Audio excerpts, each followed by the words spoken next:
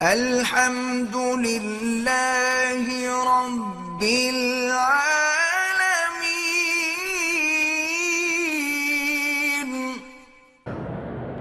حضور کے زمانے میں حنفی شافی تھے، امام بخاری بھی نہیں تھے، پھر تم ان کی بات کیوں مانتے ہو؟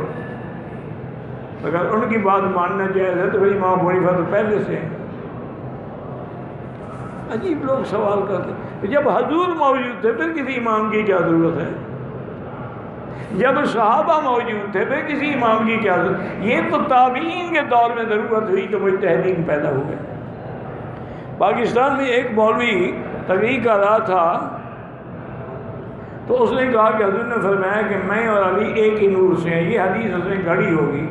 حضور نے یہ فرمایا کہ انا و علی انت منی و انا منکا، تم مجھ سے ہو میں تجھ سے ہوں، نسب کے اعتبار سے۔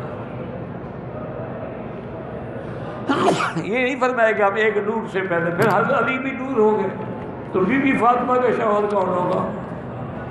نور تو بیوی رکھتا نہیں۔ 4 سال کے بعد بیوی سے ملنا جائز ہے یا نکاح دوبارہ ہوگا؟ 20 سال بھی نہ ملو نکاح نہیں ٹوٹتا، لیکن 4 سال نہ ملنے کا مقصد اگر اس دور میں وہ کوئی گناہ کرے تم پہ لکھا جائے گا۔ کیوں اتنا دور رکھا ہے؟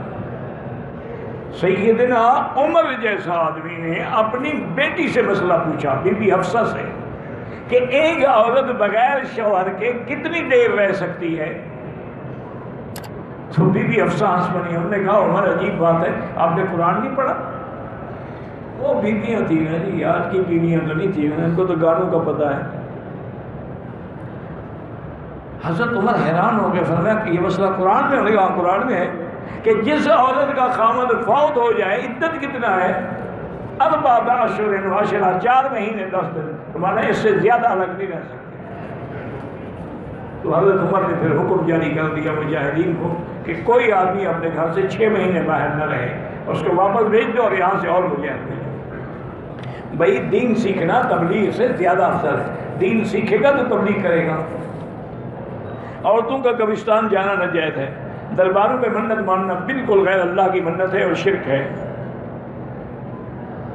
اگر ایک آدمی دن میں 5 طواف کرے یا مسجد عائشہ سے مراد طواف افضل ہے۔